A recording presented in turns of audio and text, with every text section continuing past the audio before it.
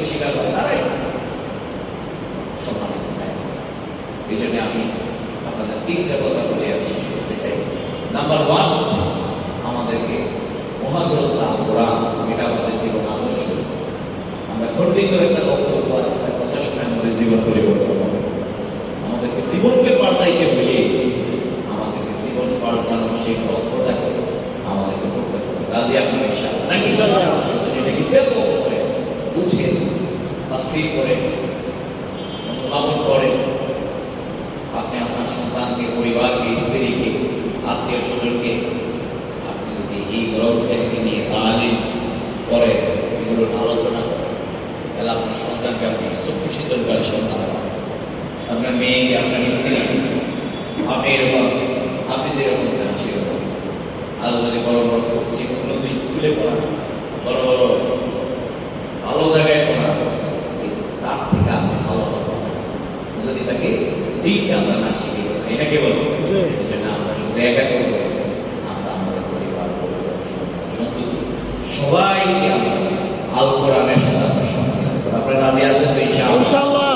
আগে নিজেরা করবেন, বাকিদেরকে পড়াইবেন, এই হলো আমাদের কাজ। দ্বিতীয়, আমাদের জীবনের প্রত্যেকটি দিক এবং বিভাগ আমরা অনেকেই কিন্তু মহাগ্রন্থ আল কোরআন, এরা আমাদের বিশেষজ্ঞরা আছেন, ওনারা ভালো না, কিন্তু কোরআনের গোটা বিস্তারিত সব আপনার বুঝে নাও আসতে পারে, পুরোটা বুঝে। কিন্তু এই কোরআনের গোটা বিস্তারিত একটা তাফসীরের নাম হচ্ছে বায়োগ্রাফি অফ মুহাম্মদ রাসূলুল্লাহ।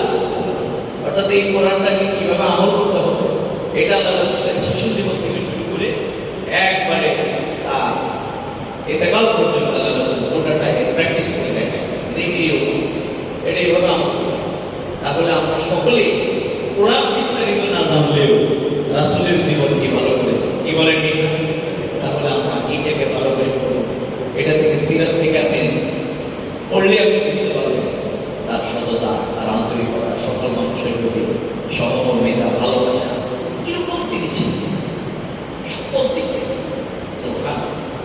তিনি কিভাবে মানুষের হৃদয়টাকে জয় করেছেন, এটা এখানে সহজ। তাহলে আমরা এটাকে আমরা করবো, ধারণ করবো নাকি বলি? শত্রুর জন্য তিনি কি ছিলেন? আদর্শ ছিলেন। শত্রুতা সবচেয়ে বড় শত্রু, তার জন্য তিনি আদর্শ ছিলেন।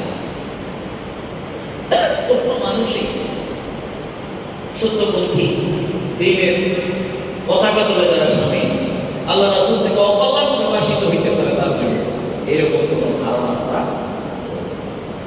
সেই জন্য আমরা তাকে আমরা আমাদের জীবন করছি।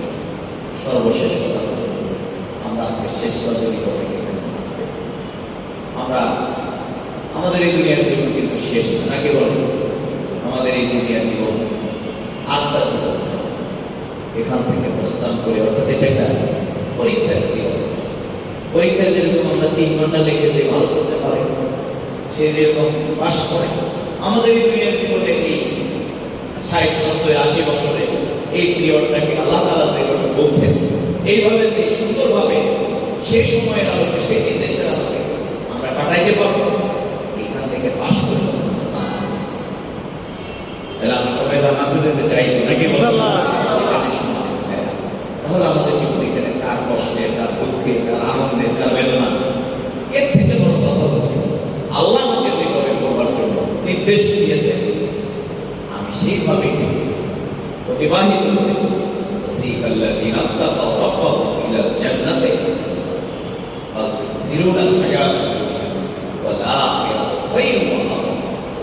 আমরা সেই সফলতা আমাদের জীবনে পেতে পারি যে অনেক কঠিন পরিস্থিতি হবে, কেউ কারো উপকারে আসবে না, কেউ কারো পাশে দাঁড়াবে না। যেদিন বাবা, মা, আত্মীয় স্বজন সবাই সবাইকে শিখলেও কিন্তু এক থেকে পালিয়ে বেড়াবে। আল্লাহ তাআলা বলছেন সবাই সবার থেকে পালিয়ে যেতে পারে। করোনাকালীন পালাইছে না? এক ঘরে মা, আর ঘরে বাবা, কাছে রাখতেছে ওনার কাছে গেলে বলবে লাশকে রশি দিয়ে টাইনে কবর দিছে না, বাঁশ দিয়ে এরকম ধাক্কাইয়া কবর দিছে। ওর কাছে গেলে আমার এই দুনিয়ার সামান্য একটা বিপদে মানুষ এরকম হয়ে গেছে। মসজিদের মধ্যে টাকা রেখে মানুষ পালাই গেছে।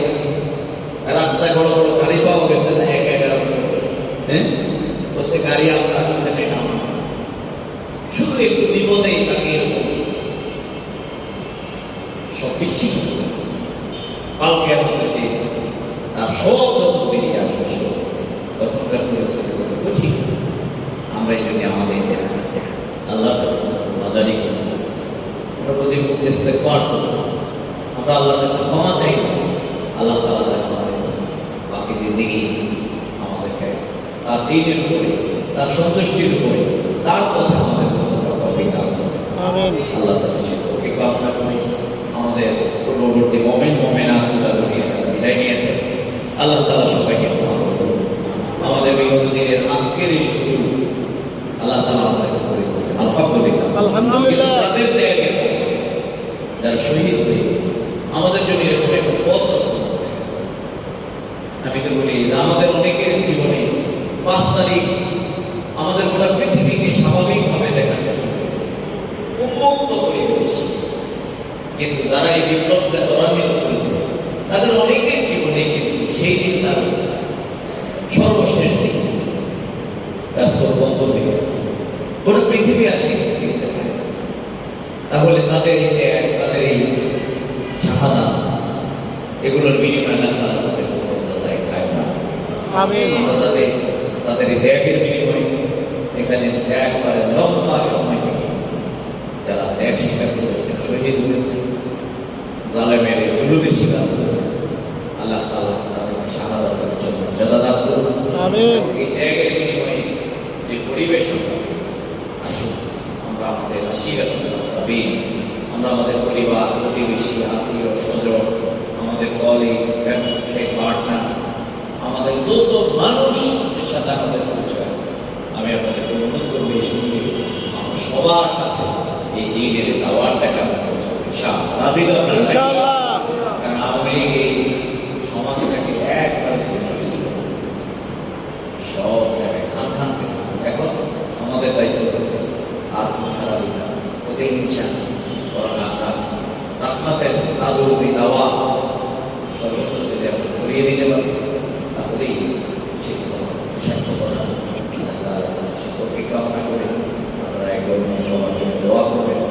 আল্লাহ তাআলা সবাইকে তার মকবুল বান্দা হিসেবে সুবহানাল্লাহি ওয়া বিহামদিহি আশহাদু আল্লা ইলাহা ইল্লা আনতা আস্তাগফিরুকা ওয়া আতুবু ইলাইক। আসসালামু আলাইকুম।